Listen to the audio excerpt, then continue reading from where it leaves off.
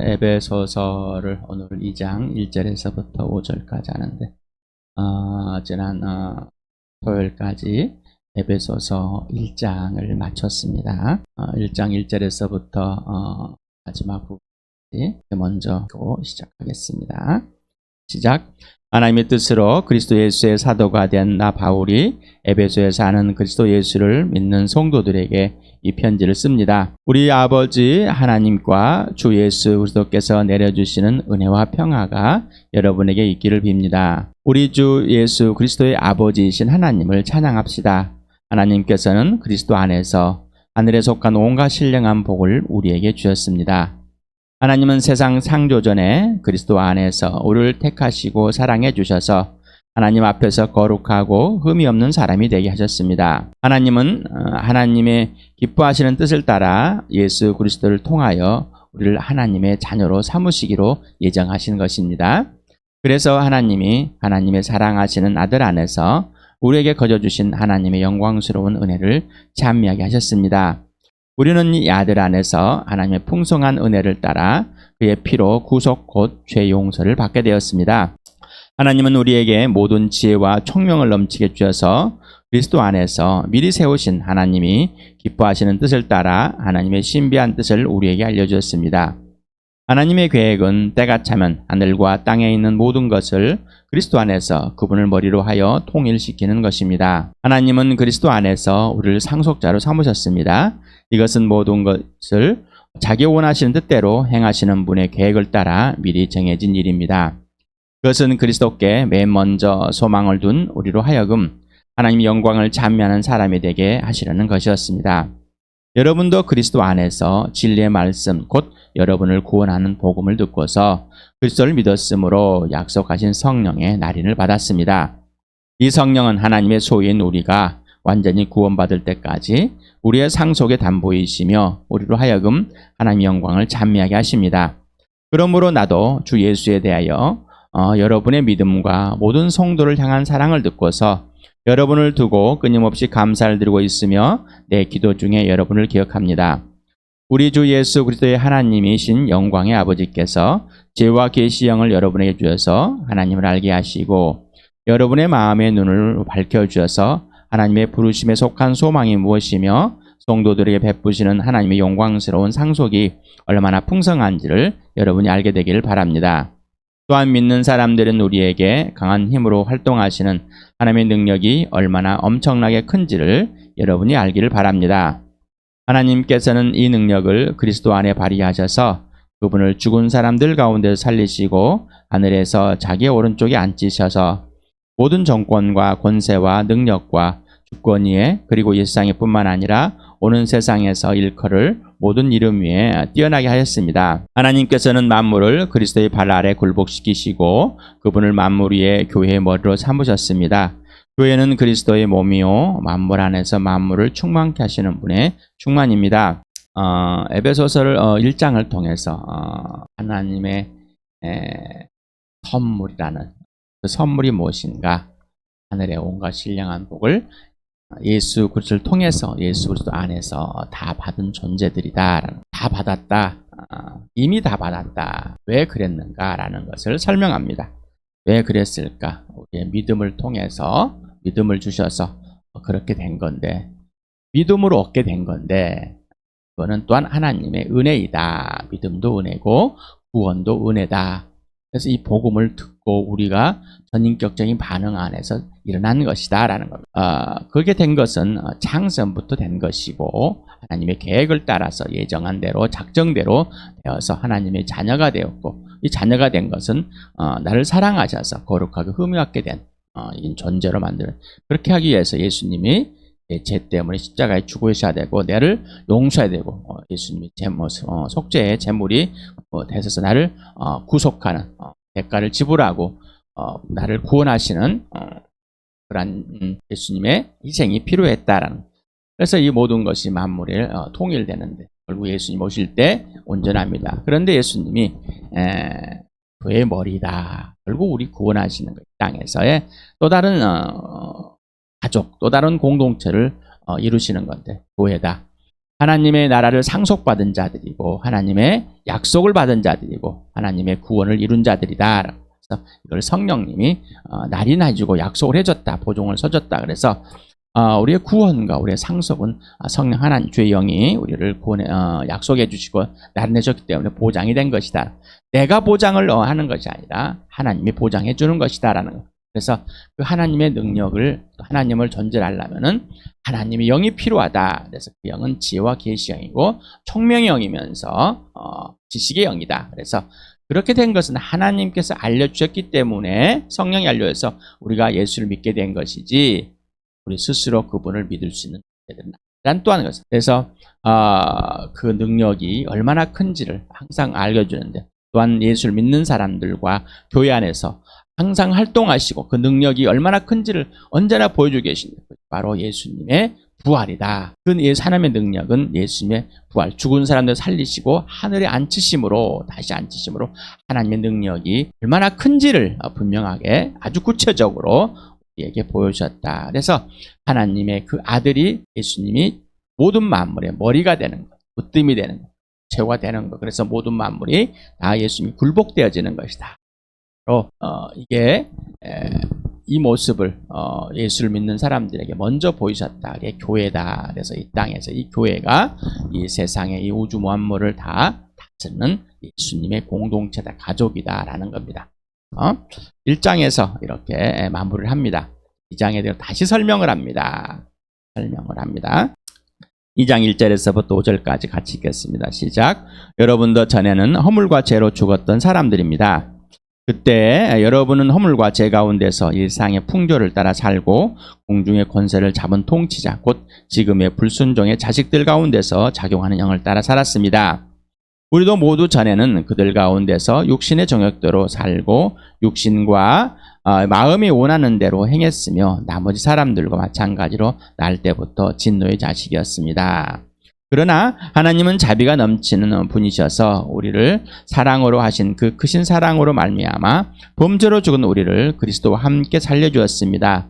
여러분은 은혜로 구원을 얻었습니다. 과거와 현재, 그리고 미래, 나의 존재, 허물과 죄로 죽었다. 이 죽었다는 겁니다. 당신은 이미 죽었습니까? 그리고 아직도 죽어 있습니까? 이미 죽었다. 이 죄로, 허물과 죄로 죽었는데 이 죽음에서 예수 우리의 부활과 생명에 참여한 자가 됐습니까? 저는 아직도 죽은 채로 있습니까? 라는 질문입니다. 그래서 당신은 과거와 현재 그리고 앞으로 미래에 예수의 부활과 생명이 여러분에서 이루어졌습니까? 또 예수 안에서 여러분이 그 이루어진 것을 누리고 계십니까? 질문입니다. 그리스도 안에서 하나님께서 주신 믿음과 구원을 선물로 받은 사람이 바로 자녀다. 하나님께서 그리스도와 함께 살려내셔서 이미 하나님 나라로 옮겨놓으신 존재들이다. 한 사람 한 사람을 개인이라고 합니다. 예수가 주인입니다. 예수님을 주님으로, 진짜 주인으로 받아들이는 모든 것을 예수님의 것이 되는 겁니다. 원래대로 회복되는 겁니다. 바로 이게 구원입니다. 하나님의 나라가 되는 겁니다. 개인과 개인이 모인 게 교회입니다. 이 또한 예수가 주인이지 맞는 거죠. 그래서 내 주님이 너의 주님, 우리가 되어서 교회가 되는 겁니다. 이 교회인데 교회의 주인이란 교회의 머리, 몸으로 표현해서 머리라고 그랬습니다. 교회는 각 지역마다 이루어집니다. 그래서 지역교들에서 보편적인 교회, 유니버설적인 교회가 됩니다. 캐톨릭입니다. 이 교회, 지역교회는 새로운 공동체입니다. 새로운 가족입니다. 새로운 성전입니다. 새로운 하나님 나라의 시민입니다. 에베소서를 교회로 이렇게 소개하는데 이 지역교회가 아닌 우주적인 교회로 유형적인 실체 내 눈앞에서 함께 가족으로 이루어진 이 교회 공동체보다는 자꾸 우주적인 교회, 보이지 않는 멀리 떨어져 있는 이런 교회로 자꾸 해석을 하려고 합니다. 에베소에다 교회를 편지를 쓴 이유는 바로 에베소 교회를 위해 쓴 겁니다. 에베소 교회 그리고 이 편지들이 다른 지역의 교회들에게 읽어졌을지라도 먼저 에베소 교회에 쓴 편지입니다. 여러분도 전에는 허물과 죄로 죽었던 사람들입니다. 그때 여러분은 그 가운데서 허물과 죄 가운데서 이상의 풍조를 따라 살고 공중의 권세를 잡은 통치자 곧 지금의 불순종의 자식들 가운데서 작용하는 영을 따라 살았습니다. 우리도 모두 전에는 들 가운데서 육신의 정욕대로 살고 육신과 마음이 원하는 대로 행했으며 나머지 사람들과 마찬가지로 날 때부터 진노의 자식이었습니다. 영적인 세계, 보이지 않는 세계를 보여주고 있습니다. 그래서 여러분 지금 예수를 믿고 이 복음을 듣고 예수를 믿음으로 은혜로 구원을 얻은 삶을 살고 있습니까? 죽었다가 살아났습니까? 질문을 던지는 겁니다. 영적인 세계, 바로 보이지 않는 세계를 지금 바울은 이야기하고 있습니다. 1장에서 하늘에 속한 온갖 신령한 복이라고 하나님의 것을 얘기하고 이제는 이 땅의 것을 얘기하면서 이 보이지 않는 영적인 세계를 말하고 있습니다. 바로 창조주 하나님과 하나님을 대적한 사단, 불순종의 자식들에게 작용하는 영, 이 세상의 통치자, 거짓말쟁이, 살인자, 하나님과의 원수, 가장 먼저 대적자가 된 이 마귀, 이 사실을 보여줬습니다. 하늘의 신령한 복이 이 땅에서 딱 예수 그리스도가 오심으로 영적인 세계가 확 들춰져 버렸습니다. 사단을 따라서 하나님을 대적하는 행위, 삼위 하나님과의 적대적 관계와 질서, 적대적 관계, 원수가 되는 겁니다. 그래서 아담의 범죄가 나옵니다. 들었죠? 아담의 범죄. 원죄가 뭐냐? 원죄론을 해서 교회에서 많이들 하고 그것이 그냥 정답으로 되어버렸습니다. 이 원죄론은 어거스틴이라는 이 자가 구체적으로 발전을 시키는 사람입니다. 이 원죄론은 죄의 유전이다. 그래서 아담의 범죄로 죄가 들어와서 모든 사람이 죽었다. 그래서 로마서 5장 12절에서 22절까지 인용해서 이 이론들을 펼쳐나갑니다. 또한 이 이론의 근거가 자범죄론이다. 이건 본죄다라고 해서 이것이 각 개인의 의식적이며 자발적으로 저지른 내적 또는 외적 범죄다. 원죄의 오염과 그 책으로 그 죄책으로 파생된 범죄다. 뭐 이렇게 교회의 용어에서 발췌했습니다. 그래서 당신의 죄가 뭡니까? 아담이 범죄, 자범죄입니다라고 이렇게 고백을 합니다. 과연 그럴까라는 질문합니다. 그런데 이렇게 원죄론과 자범죄론에서 배웠던 대로 이제 하면 성경에 있는 그 말씀을 가지고 당신은 이 죄인이 맞습니까? 그러면은 나는 이런 죄인은 아닙니다라고 대부분 말하고 있습니다. 로마서 5장 12절을 같이 읽어보겠습니다. 시작. 그러므로 한 사람 말미암아 죄가 세상에 들어왔고 또 그 죄로 말미암아 죽음이 들어온 것과 같이 모든 사람이 죄를 지었기 때문에 죽음이 모든 사람에게 이르게 되었습니다. 자, 이렇게 한 사람 아담으로부터 죄가 들어왔기 때문에 모든 사람이 죄를 지었고 그 죄 때문에 모든 사람이 죽었습니다. 원죄와 자범죄는 누구의 죄입니까? 원죄는 아담의 죄이고 자범죄는 나의 죄입니까? 아담이 죄를 지어 죽었기 때문에 나는 죄가 뭔지도 모르는데 그냥 이미 죽었어. 진짜 당신의 죄는 뭡니까? 근본적인 죄는 죄에 대한 유전을 받았기 때문에 나는 잘못이 별로 없습니다. 그래서 내가 이 행위를 함으로써 윤리적이나 도덕적 또는 기독교적인 율법적인 이 잘못을 했기 때문에 범죄를 했다. 로마서 1장 28절을 같이 읽겠습니다. 시작. 사람들이 하나님을 인정하기 싫어하므로 하나님께서는 사람들을 타락한 마음 자리에 내버려 주셔서 해서는 안 될 일을 하도록 도와두셨다. 사람들이 하나님을 인정하여 마음에 두기 싫어한다. 왜 그럴까라는 거죠. 자, 하나님을 알지 못한다. 왜 그럴까? 이 죄가 한 사람을 통해 들어와서 모든 사람이 죄를 범한 상황에 하나님과 영적인 관계와 질서가 없다. 단절이다. 바로 영적인 죽음에 이런 것을 말하는데 그러면 내가 직접 그 죄를 알 수 있는 것은 뭐냐? 내가 하나님을 인정하지 않고 있다는 사실. 내가 마음에 인정하지 않고 있는 것. 자, 이 사실이 무엇일까? 요한복음 16장 9절을 같이 읽겠습니다. 시작. 죄에 대하여 깨우친다 함은 세상 사람들이 나를 믿지 않기 때문이다. 내가 하나님을 마음에 두기 싫어하고 하나님을 인정하지 않는 것. 바로 그 죄가 뭐냐? 하나님의 아들 예수 그리스도를 믿지 않으므로 내 죄가 무엇인지가 분명히 밝혀져 버렸습니다. 근본적인 당신의 죄, 당신이 하나님을 마음 중심에 인정하지 않고 두기 싫어서 자신이 주인되어 예수를 믿지 않는 죄다. 그래서 사람들은 죄를 말하면은 그냥 내가 윤리나 도덕적으로 뭔가 잘못했던 것, 이 정도 수준 가지고밖에 안 합니다. 내가 뭐 헌금을 안 하고 11조를 떼어먹고 뭐 주일성수를 안 하고 이 정도의 뭐 약간의 다툼을 하고 있는 뭐 이 정도 수준만이밖에 안 합니다. 그런데 죄는 뭐라고요? 예수를 믿지 않는 거. 이유는 왜요? 예수를 왜 안 믿는 하나님을 마음에 두기 싫기 때문에. 그런데 이렇게 말씀을 드려도 나는 하나님을 믿지만은 예수는 안 믿습니다라는. 하나님의 일은 하나님이 보내신 일을 믿는 겁니다. 하나님의 계명은 그 아들 예수 그리스도를 믿는 거고 그 아들의 계명은 서로 사랑하는 겁니다. 아들이 사랑같이 사랑하는 것. 온전한 관계의 회복입니다. 요한복음 8장 24절 같이 읽겠습니다. 시작. 그래서 나는 너희가 너희 죄 가운데서 죽을 것이라고 말하였다. 내가 곧 나임을 너희가 믿지 않으면 너희는 너희 죄 가운데서 죽을 것이다. 본문에는 내가 곧 그다라는 것. 이 야훼 스스로 있는 자. 모세가 하나님이 누구냐고 소개할까요? 나는 스스로 있는 자다. 내가 곧 나다라고 이렇게 표현하십니다. 예수님도 나도 내가 곧 그다. 지난주에 말씀을 하나님은 복수다. 삼위 하나님을 표현한 것이다. 엘로힘이라는 단어가 그것이다 라면서 표현을 말씀을 드렸습니다. 자, 이 말은 지금 누구에게 하고 있어요?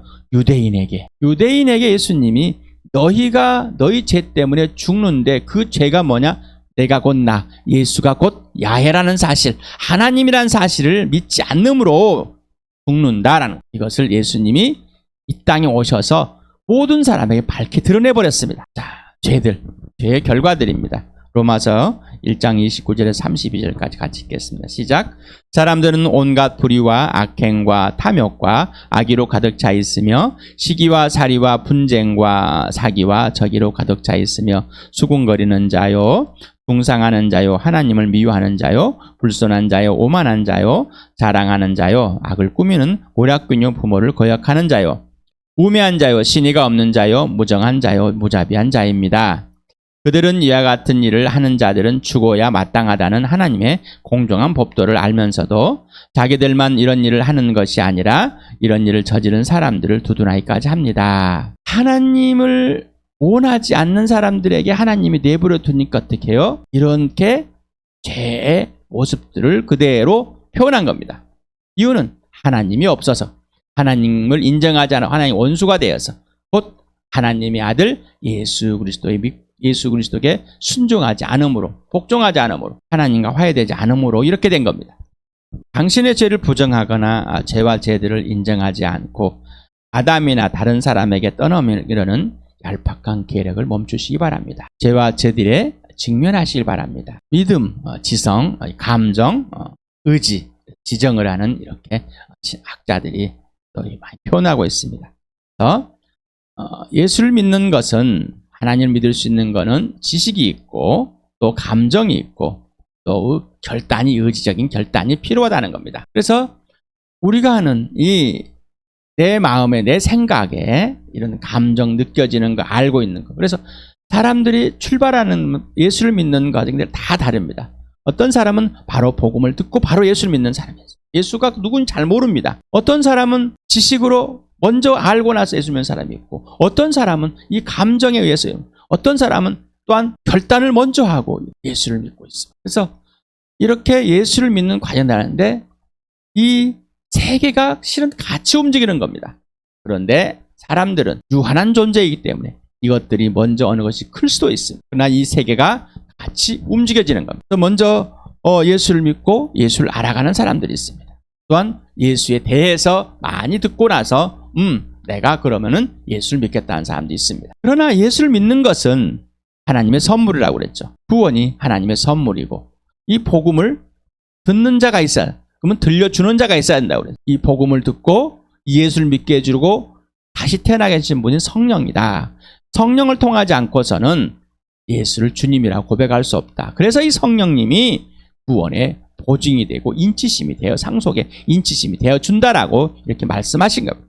그래서 우리는 예수를 믿는 건 전인격적인 믿음이지 단순히 지정의에만 머무르는 건 아닙니다. 예수를 믿는 건 전인격적인 믿음인 겁니다. 영과 혼과 육이 하나가 질서가 되고 혼과 육이 온전히 이루고, 그래서 영적으로 먼저 살아난다는 것은 내 영이 먼저 하나님의 영과 하나가 돼서 그 영이 내 영을 살려서 하나님과 화해시킨다는 거죠.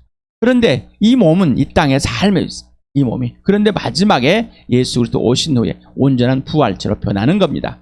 또한 내 영은 하나님의 영과 이 땅에서의 삶 속에서 죄와 허물들이 드러날 수밖에 없는 여전한 내가 죄 가운데 있을 수밖에 없는 이 상태입니다. 그리고 실수들을 많이 여전히 예수 그리스도가 나를 사랑하고 예수 그리스도의 용납, 죄의 용서와 용납이 여전히 머물고 있는 존재들입니다. 이 땅에 사는 동안. 에베소 1장 13절을 같이 읽겠습니다. 시작. 여러분도 그리스도 안에서 진리의 말씀 곧 여러분을 구원하는 복음을 듣고서 그리스도를 믿었으므로 약속하신 성령의 날인을 받았습니다. 그리스도 안에서 진리의 말씀 곧 여러분을 구원하는 복음을 먼저 들었습니다. 누가? 예수 안에서. 그리고 그리스도를 믿게 되었으면 누구를? 성령을 통해서. 이 성령이 구원의 약속, 믿음의 그 약속을 날인해 줬습니다. 원죄로는 아담의 범죄로 당신이 하나님께 범죄했다는 것을 알려주지만 죄의 유전이나 유산으로 당신이 직접적인 범죄를 회피하고 정가는 오류와 죄의 인식과 그 크기를 전인격적으로 알지는 못하게 합니다. 알 수 없게 합니다. 그래서 우리가 하경사을 하면서도 엘리 블랙가의 목사님이 많은 목사님들을 초대해놓고 하나님과 인격적인 관계, 예수님과 인격적인 관계, 성령과 인격적인 관계를 말씀을 드렸을 때 많은 목사님들이 지금도 그런 일이 일어납니까? 라고 질문을 한다는 얘기. 왜 그랬을까? 왜 그랬을까라는. 먼저 교리를 받아들이고 교리대로만 움직이고 성경에 있는 그 사실 그대로 예수 그리스도와 직면한 그 사실이 없기 때문입니다. 이러한 원죄론에 빠져버려, 교리에 빠져버려. 자범죄론은 율법주의적인. 그래서 굉장히 율법주의. 성경에는 기록된 그 율법을 내가 어떻게 행하느냐에 따라서, 그리고 윤리나 도덕적인 오류에 관심을 갖고 이거를 자기 스스로 해결합니다. 그래서 자신의 오류가 자체로 해서 이 오류를 해결하기 위해서 자기 스스로 해결해 나갑니다. 그래서 이 해결하거나 죄책감을 갖고 괴로워하거나 또 지워버립니다. 그래서 사람들이 내가 실수하고 잘못된 것을 인정하고 싶지 않습니다. 그래서 책임을 자꾸 다른 사람들. 심리학은 나의 죄를 인정합니까? 부모가 또는 세상의 사회가, 다른 사람들이 나에게 상처 준 것에 대해서 관심을 갖고 나의 잘못이 아니라 그들의 잘못을 깨우쳐주는 것, 이게 머물러 있습니다. 여러분은 여러분의 오류를 스스로 해결하려고 노력하시죠. 윤리나 도덕적인 사람이 되려고 굉장히 예를 씁니다. 내가 생겨놓은, 내가 살아온 대로 내가 기준을 세워서 나는 그래도 이만큼 옳다는 것을 내 스스로가 인정하고 내 스스로가 자긍을 가지고서 아마 살고 있지 않습니까? 또한 죄책감을 가지고 살고 있지 않습니까? 그렇기 때문에 내가 그에 대한 죄에 대한 책임을 지고 싶지 않아서, 또는 무거운 짐을 지고서 여러분들은 어떠한 일들을 하고 있지 않습니까? 내가 죄에 대한 책임을 졌기 때문에 내가 누군가에게 더 잘해주거나, 아니면은 내에 대한 책임이 무겁기 때문에 잊어버리거나, 내가 선정해 놨어. 저 사람한테는 내가 이 정도 하지 않아도 돼.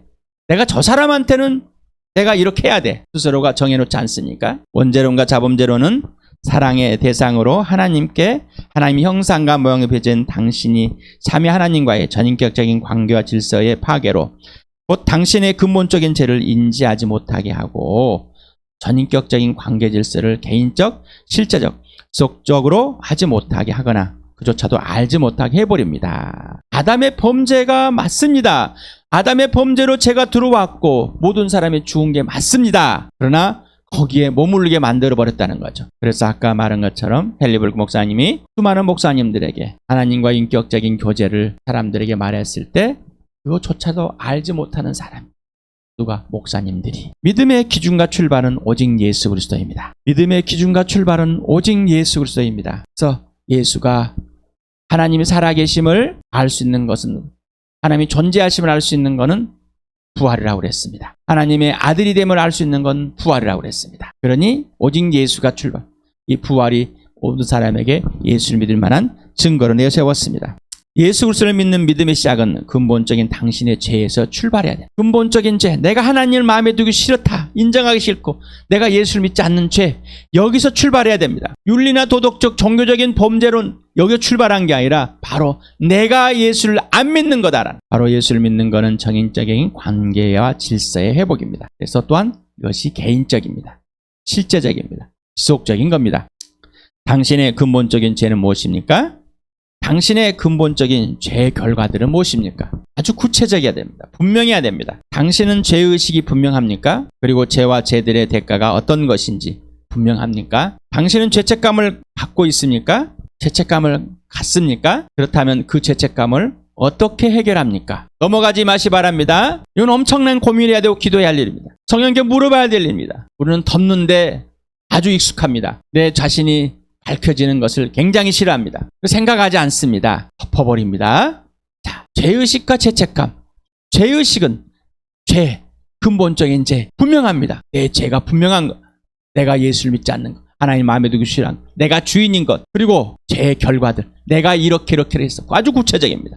내가 하나님을 믿지 않으므로, 내가 하나님을 두기 싫어함을 인정하지 예수를 믿지 않으므로, 예수님이 내 주인, 내 주인 굴복하지 않으므로 나는 이러한 범죄들을 아주 구체적으로 나열됩니다. 그러나 죄책감을 가진 사람들은요, 그 죄를 아까 내가 해결합니다. 내 노력으로 해결합니다. 또 A라는 사람에는 내가 이 모양으로, B라는 사람이 이 모양입니다. 만만하게 대할 사람은 만만하게, 너는 나한테 잘해줘야 될 사람은 만만하게 대합니다. 그러나 내가 너에게 잘못했기 때문에 내가 너 열심히 해서 너에게 내가 봉사를 해줄게. 또 내 자신의 또 오류를 해결하기 위해서 내 스스로가 해결합니다. 자, 질문할게요. 그렇다면은 여러분 스스로 해결한다면 예수님이 왜 죽었어요? 예수님이 왜 십자가에서 여러분의 죄 때문에, 나와 당신들의 죄 때문에, 나 한 사람 한 사람 죄 때문에, 왜 당신의 죄 때문에 죽으셔야 되는 거야? 왜 죽어야 되는 거야? 만약에 그 죄들이 스스로 해결할 수 있는 범죄라면은 예수님이 땅에서 오셔서 죽을 이유가 없습니다. 살인이나 여러분이 사람을 미워하는 죄나 똑같이 하나님께 범죄함으로 그 대가는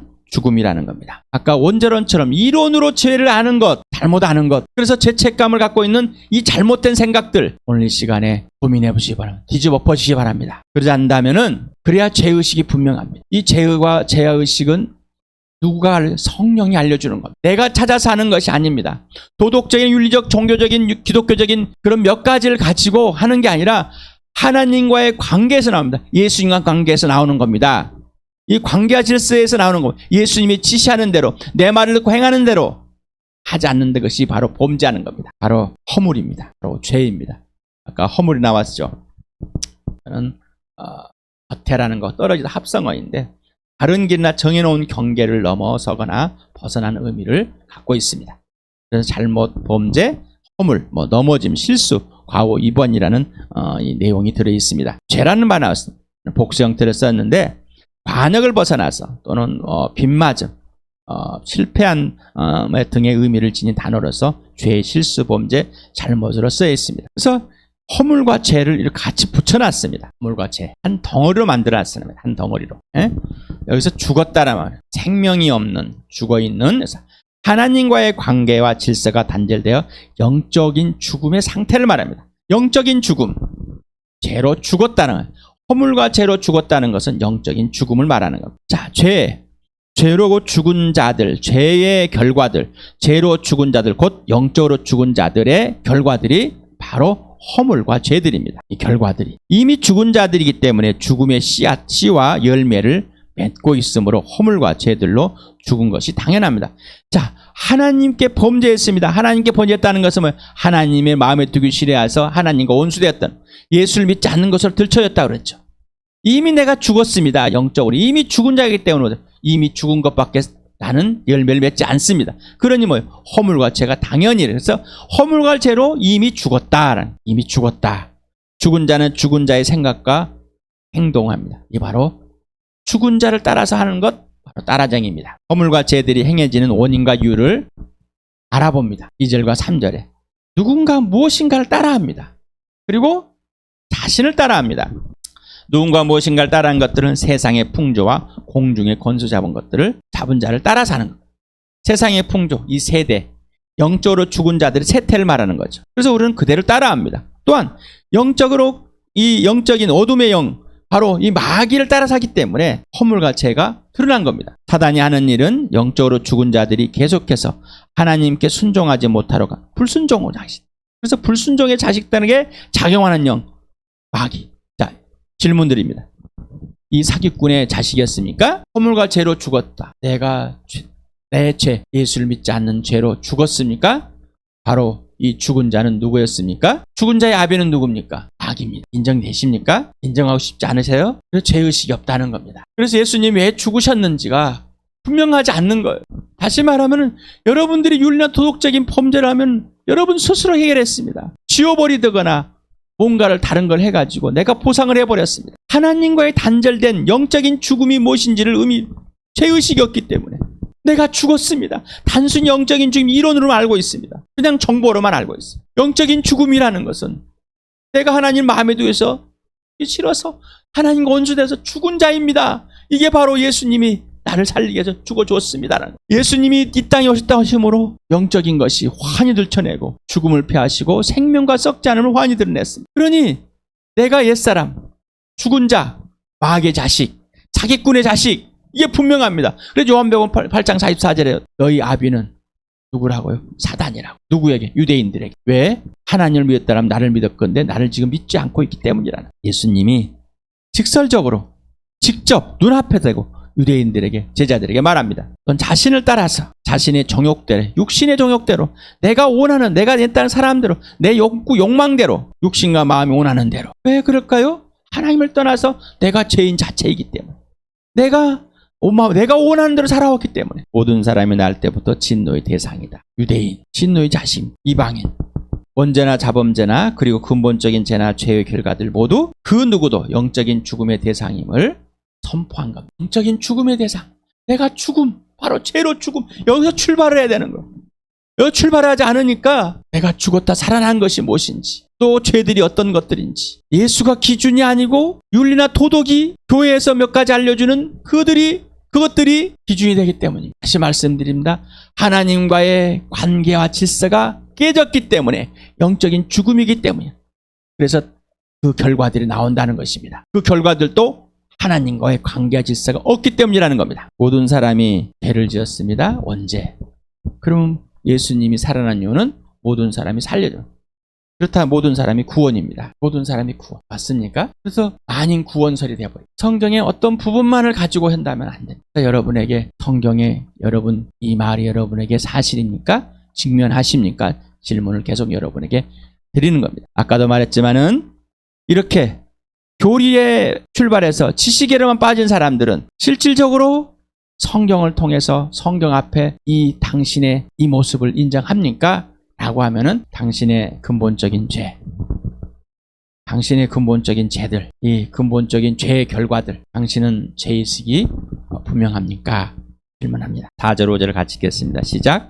그러나 하나님은 자비가 넘치는 분이셔서 우리를 사랑하신 그 크신 사랑으로 말미암아 범죄로 죽은 우리를 그리스도와 함께 살려주셨습니다. 여러분은 은혜로 구원을 얻었습니까? 자, 구원을 얻었습니까? 그런데 이게 선물입니까? 여러분 죄로 영적인 진짜 죽음에서 하나님과 단절된 완전히 끝나버린 마귀의 자식에서 이 죄에서 출발하기 시작했습니까? 그리고 하나님과의 관계가 없기 때문에 이 죄들이 발생하고 있다는 사실, 우리 스스로 해결할 수 없다는 사실, 모든 허물과 죄도 죽음이라는 사실을 인정하십니까? 우리 스스로 해결할 수 없다는 것을 정말로 인지하고 인식합니까? 그리고 인정하고 고백합니까? 여러분이 스스로 해결할 수 있다면은 예수님이 안 죽은다니까요.